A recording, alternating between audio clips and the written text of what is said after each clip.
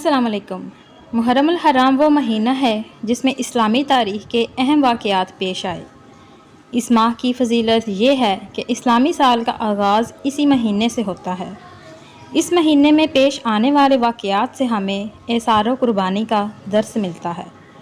خلیفہ اول حضرت عمر فاروق رضی اللہ عنہ اور کربلا میں نواسہ رسول حضرت امام حسین رضی اللہ عنہ کی اپنے قریبی رفقا کے ہمراہ شہادت کے واقعات بھی اسی مہینے میں پیش آئے۔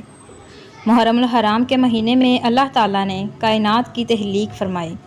اسی مہینے میں حضرت آدم علیہ السلام کی پیدائش ہوئی۔ حضرت یونس کو مچھلی کے پیٹ سے رہائی ملی اور حضرت عیسیٰ علیہ السلام کو آسمان پر زندہ اٹھایا گیا۔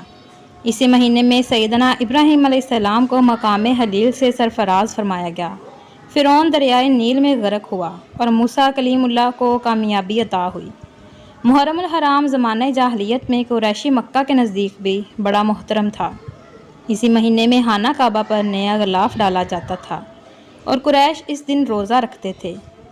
قیاس یہ ہے کہ حضرت ابراہیم علیہ السلام کی کچھ روایات اس کے بارے میں ان تک پہنچی ہوں گی۔ محرم الحرام کی فضیلت سے متعلق آپ صلی اللہ علیہ وسلم نے فرمایا، رمضان کے بعد اگر روزہ رکھنا ہے تو محرم میں رکھو، کیونکہ یہ اللہ تعالیٰ کی خاص رحمت کا مہینہ ہے۔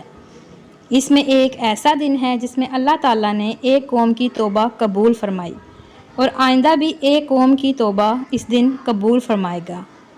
حضرت ابو ہریرہ رضی اللہ عنہ سے روایت ہے کہ نبی کریم صلی اللہ علیہ وسلم نے ارشاد فرمایا، رمضان المبارک کے بعد سب سے افضل روزہ محرم الحرام کا ہے۔